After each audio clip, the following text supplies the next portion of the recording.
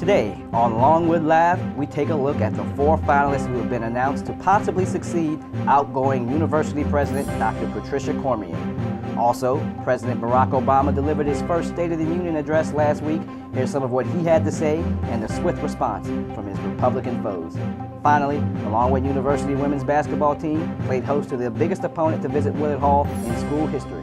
Find out how they fared and more today on Longwood Live. Hello everyone and welcome to your Thursday, February 4th edition of Longwood Live. I'm Keenan Crump.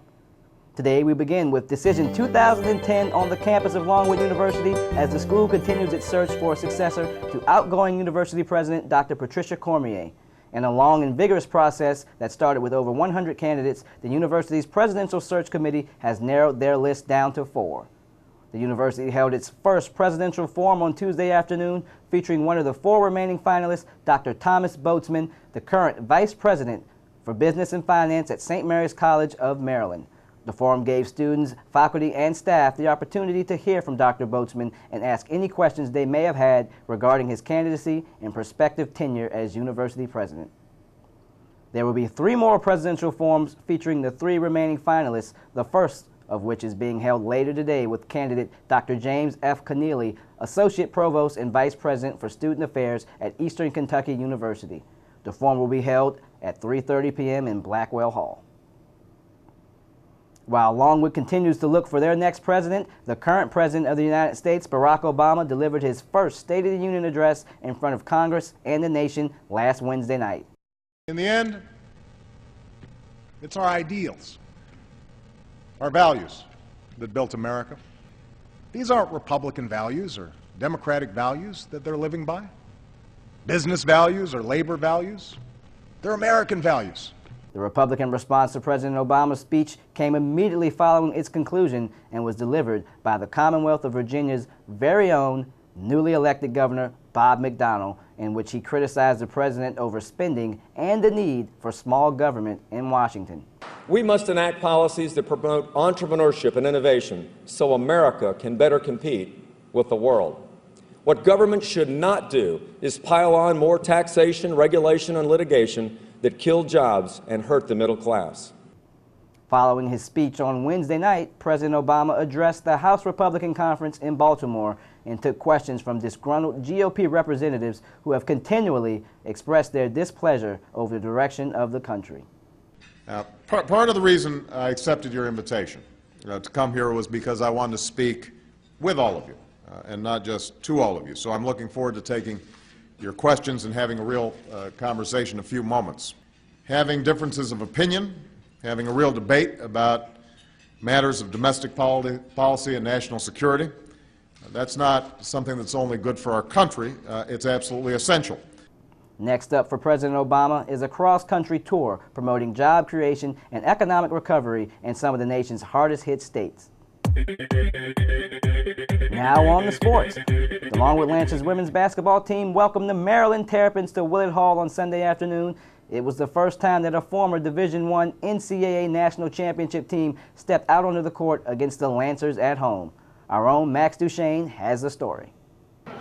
Since the schedule was released last year, the women's basketball team of Longwood University had kept a keen eye on Sunday, January 31st, and practiced heavily to prepare themselves for the Terrapins of the University of Maryland. Although the matchup held no statistical significance, it would be the first time in the school's history that a former NCAA Division I championship team would step out onto the floor at Willard Hall. Well aware of the daunting task ahead of them, the Lancers remained steadfast in both their physical and mental conditioning, considering the tremendous opportunity that this challenge presented. After all, they did have one thing that the Terps did not: home court advantage. All that was left was to simply play the game. Despite the lively crowd, the Lancers could not contain the Terrapins early and quickly fell behind, largely due to Kim Rogers' three-point shooting, as she was 3 for 3 on her first 3 attempts from behind the arc. Longwood made several attempts to claw their way back in the opening 20 minutes thanks to the strong play of sophomore Brittany Billups, who was good for 11 points in the first half for the Lancers. But as Longwood got hot, the Terps got hotter, hitting 3 after 3 to close out the first half of play. It would take a strong talking to by Coach Kristen Caruso to get her team back in the game, but despite any inspiring words she may have had, Maryland would come out even stronger in the second half with a 17-1 point run in the first 7 minutes of play. As the Lancers continued to struggle on both offense and defense, the Terrapins would continue to take advantage of their mistakes and at one point would have a 47-point lead over Longwood. There was nothing Coach Caruso could do but watch in utter helplessness as the Lancers of Longwood would fall to the University of Maryland Terrapins by a final score of 40-85. Rogers' 15 points would lead the Terrapins, as Billups' 17 would be highest for the Lancers. After their landslide defeat at the hands of Maryland, the Lancers will next face Troy on February 10th here at Willett Hall. It will be the women's first of 4 remaining home games on the season. For Longwood Live, I'm Max Duchaine. Back to you, Keenan.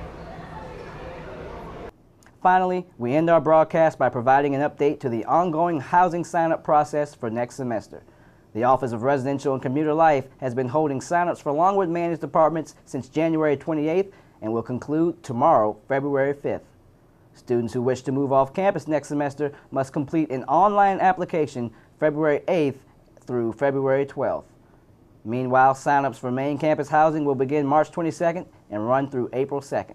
For more information on the housing assignment process, please log on to www.longwood.edu/RCL, or you can email your questions to housing@longwood.edu. And that's today's broadcast. For all of us here at Longwood Live, I'm Keenan Crump, and we'll see you next time.